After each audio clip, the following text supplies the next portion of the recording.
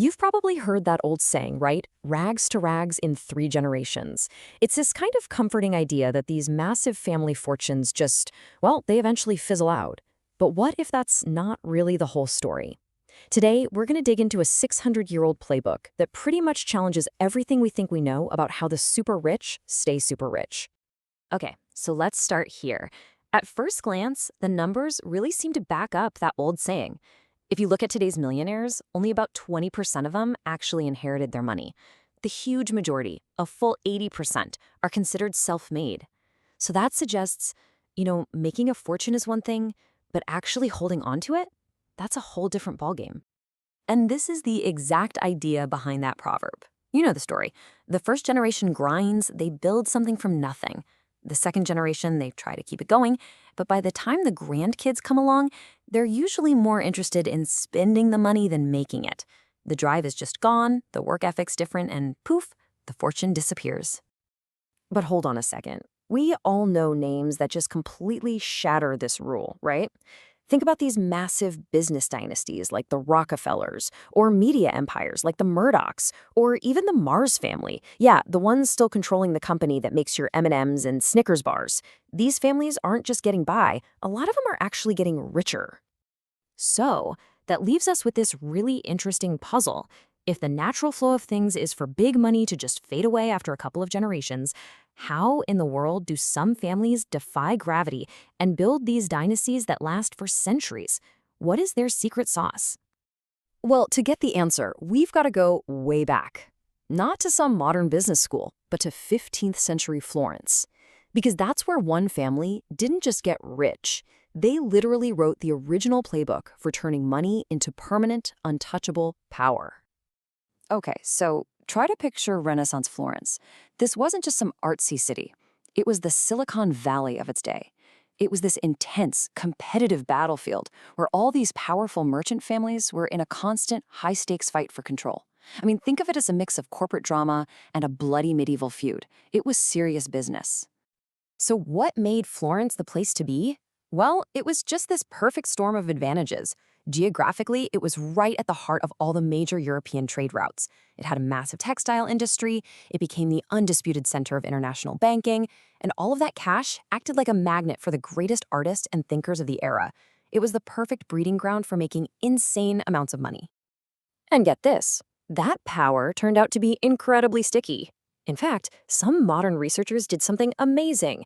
They dug up Florentine tax records from way back in 1427 and compared them to today. The result was just stunning. The descendants of the richest families from 600 years ago are still among the top earners in the city today. Their wealth survived everything, wars, plagues, you name it.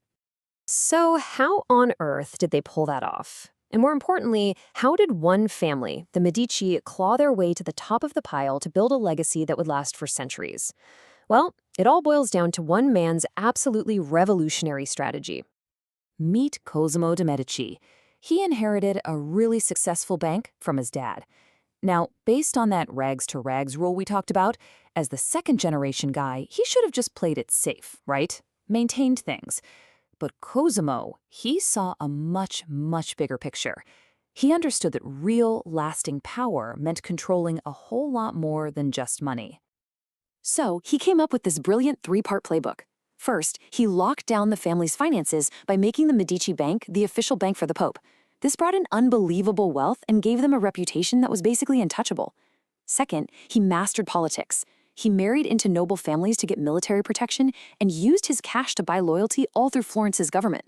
And third, and this was the genius part, he won over the public by paying for incredible art and buildings, making himself a beloved hero, all while pretending he had zero interest in politics.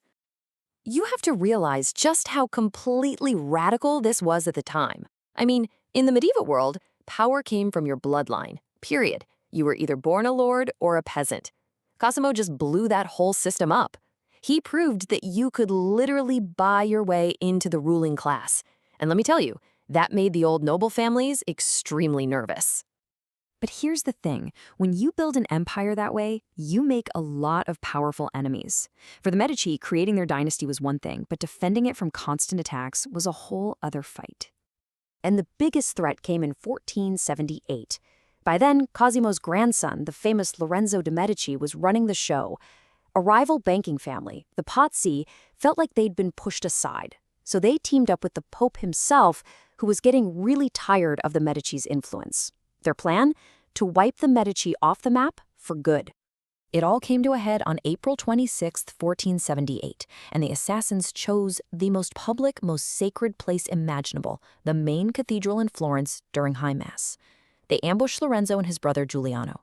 Giuliano was stabbed 19 times and died right there. But Lorenzo, even though he was wounded, he managed to fight his way to safety. The plot completely backfired. Medici supporters went on a rampage, hunted down every last conspirator, and their public executions basically cemented Medici control over the city for good. That single, violent event locked in the family's power for generations. But the Medici's real legacy isn't the art or the buildings they left behind. It's the rule book they wrote, a blueprint for power that is absolutely still in use today. Let's just connect the dots here, because it's fascinating. The Medici Bank, controlling the flow of capital, that's Wall Street and global finance.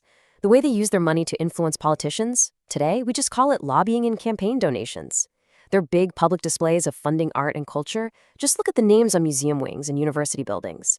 And controlling the story, that's what media empires are for. They perfected this blend of finance, politics, and public image that defines power today.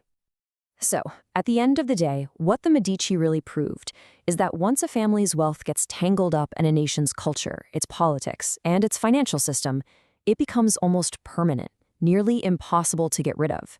Their power becomes untouchable. And that leaves us with one last big question. Is this 600-year-old playbook for creating a dynasty a permanent feature of our world? Or can it ever be broken?